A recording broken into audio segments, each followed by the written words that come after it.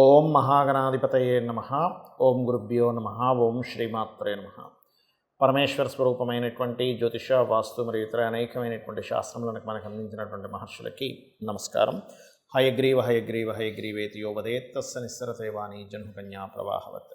అరుణాం కరుణాతరంగితాక్షీం ధృతపాశాంకుశపుష్పబాణచాపాం అనిమాదివిరావృతాం మయూకై అహమిత్యేవ విభావయే భవానీ. ప్రేక్షకులకి ఆ లలితాంబిక అమ్మవారి యొక్క అనుగ్రహం పరిపూర్ణంగా కలగాలని మనస్ఫూర్తిగా కోరుకుంటూ నేను ఈరోజు మీకు వార ఫలితాల్లో 14వ తేదీ నుంచి 20వ తేదీ వరకు ఉన్నటువంటి గ్రహస్థితి ఏ విధంగా ఉంది అని చూసుకున్నట్లయితే, ముఖ్యంగా ఇక్కడ వృషభ రాశిలో గురుకుజుల యొక్క సంచారము, మిథునంలో రవి యొక్క సంచారం జరుగుతూ ఆ యొక్క రవి 17వ తేదీ నుంచి కర్కాటకంలోకి మారుతున్నాడు. కర్కాటక రాశిలో శుక్ర బుధుల యొక్క సంచారం 20వ తేదీ నుంచి ఆ యొక్క బుధుడు సింహరాశిలోకి, కన్యారాశిలో కేతువు చంద్రుడు 14వ తేదీలో ఉంటూ మనకి ధనుసు రాశి వరకు ఈ యొక్క వారంలో చంద్రుడి యొక్క సంచారం జరుగుతుంది. కుంభంలో శని వక్రగతి మరియు మీనంలో రాహువు ఈ యొక్క గ్రహస్థితి ఉంది. అయితే ఈ యొక్క గ్రహస్థితి రీత్యా ద్వాదశ లగ్నాల వారికి మరియు లగ్నం తెలియని వారు, రాశి వారికి, అసలు జాతకమే తెలియదు అనుకునేటువంటి వారికి మీరు పడుతున్నటువంటి ఇబ్బందికి తగ్గట్టుగా ఏ పరిహారం చేసుకోవాలనేటువంటి విషయం కూడా నేను మీకు ఆఖరిలో చెప్తాను. సో వీడియో ఆఖరి వరకు చూడండి.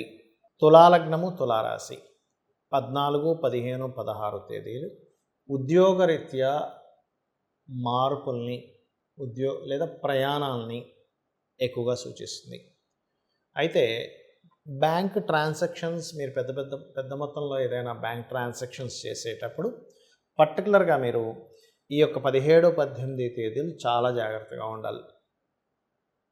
ఎక్కువ మొత్తంలో ఎవరికైనా ట్రాన్సాక్షన్ చేసి ఒక్కోసారి ఏమవుతుందంటే రాంగ్గా ఏదైనా ఒక నెంబర్ తప్పుగా టైప్ చేయడం వల్ల వేరే వెళ్ళడం కానివ్వండి, మీ కార్డు ఎవరికైనా ఇచ్చి వాడుకోమన్నప్పుడు అదేదైనా హ్యాకింగ్ గురయ్యేటువంటి ఛాన్సెస్ కానీ ఎక్కువగా ఉంటాయి ఈ 17, 18 తేదీలు. అలాగే కాస్త 17, 18 తేదీలు తండ్రి గారి ఆరోగ్య సంబంధించిన విషయంలో కూడా కాస్త జాగ్రత్తగా ఉండాలి. ఇక 19, 20 తేదీలు కనుక చూసుకున్నట్లయితే వివాహ సంబంధించినటువంటి నిర్ణయాలకి చాలా బాగుందని చెప్పుకోవచ్చు.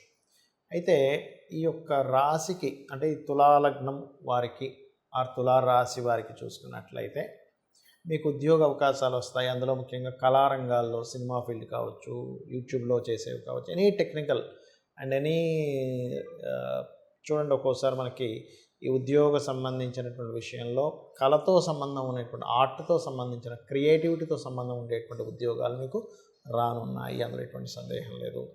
అయితే ఇక్కడ గవర్నమెంట్ జాబ్స్ కోసము లేదా తండ్రి గారి ధనానికి సంబంధించింది లేదా ఆరోగ్యానికి సంబంధించినటువంటివి ఏవైతే బిజినెస్లు ప్రారంభిస్తూ ఉంటారో వారికి, అంటే వారి జన్మజాతకంలో కనుక ఆరోగ్యం మూలంగా ధనయోగం ఉందనుకోండి, వారికి చక్కగా యోగిస్తుంది, అందులో ఎటువంటి సందేహం లేదు. కాస్త షార్ట్ జర్నీస్ ఎక్కువ అవుతూ ఉంటాయి, కాస్త తిరగడం కూడా ఎక్కువగా ఉంటుంది. అండ్ హోమ్ లోన్స్ లభిస్తాయి ఈ టైంలో. అందులో ముఖ్యంగా ఆన్లైన్లో మీరు ఏవైతే లోన్స్ కోసం చాలామంది ఏం చేస్తారంటే డైరెక్ట్గా వెళ్ళి మాట్లాడతారు, కొంతమంది ఆన్లైన్లోనే బుక్ చేస్తారు. ఈ నాకు లోన్ కావాలని ఆన్లైన్లో తొందరగా మీకు వర్కౌట్ అయ్యేటువంటి ఛాన్సెస్ అధికంగా కనిపిస్తున్నాయి. కాకపోతే ఈ సప్తమాధిపతి ఎప్పుడైతే అష్టమ స్థానంలో గురువుతో ఉన్నాడో, డ్యూయల్ సైన్ కారకుడితో ఉన్నాడో, మొదటి వివాహం ఇబ్బంది అయింది, రెండవ వివాహం కోసం ప్రయత్నం చేస్తున్నాము అనుకునేటువంటి వారికి ఇక్కడ మీకు రెండవ వివాహం కోసం ప్రయత్నం చేసేవారికి చక్కగా అనుకూలించేటువంటి సమయంగా మనం చెప్పుకోవచ్చు.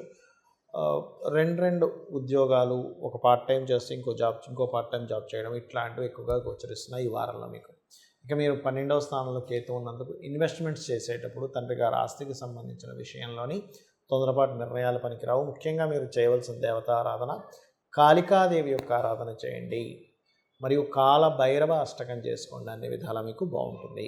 చాలామందికి జాతకం తెలీదు, వాళ్ళ లగ్నం ఏంటో రాశి ఏంటో కూడా తెలియదు.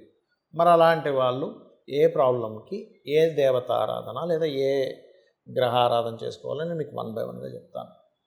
పాయింట్ నెంబర్ 1, మీకు ప్రమోషన్స్ రావట్లేదు, సింపుల్గా ఏం లేదు, సూర్య భగవానుడి దగ్గర దీపారాధన చేస్తూ సూర్య నమస్కారాలు చేస్తూ ఉండండి. ఇది ఆరోగ్యానికి, ప్రమోషన్స్కి కూడా పనిచేస్తుంది. మీ యొక్క సుపీరియర్స్తో ఉండేటువంటి స్ట్రెస్కి కూడా పనిచేస్తుంది. అలా కాకుండా మానసికమైన ఇబ్బందులు ఎక్కువగా ఉన్నాయి, అభిషేకం చేయండి శివునికి.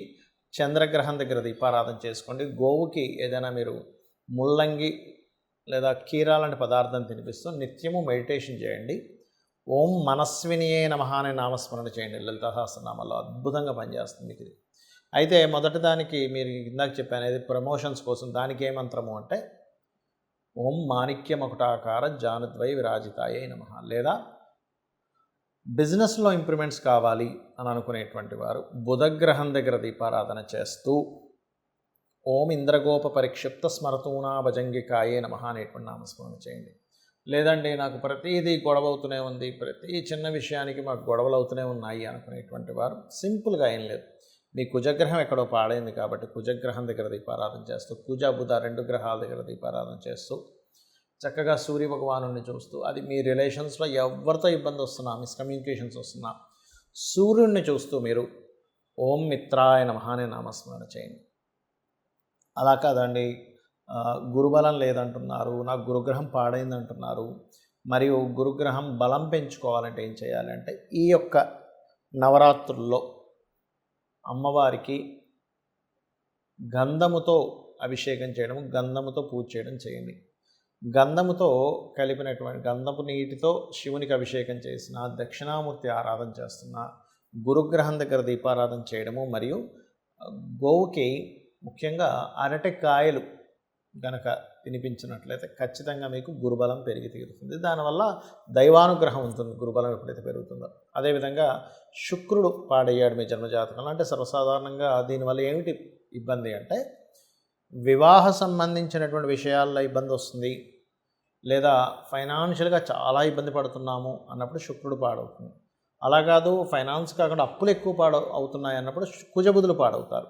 అలాంటప్పుడు ఓం సంపత్కరీ సమారూఢ సింధుర వ్రజ సేవితాయ నమః అనే నామస్మరణ చేయండి. మరియు పర్టికులర్గా ఈ శుక్రగ్రహానికి సంబంధించినటువంటి అంటే శుక్రగ్రహానికి దీపారాధన చేయడము, అమ్మవారి ఆలయాలకు వెళ్తుండడం చేస్తూ ఉండండి.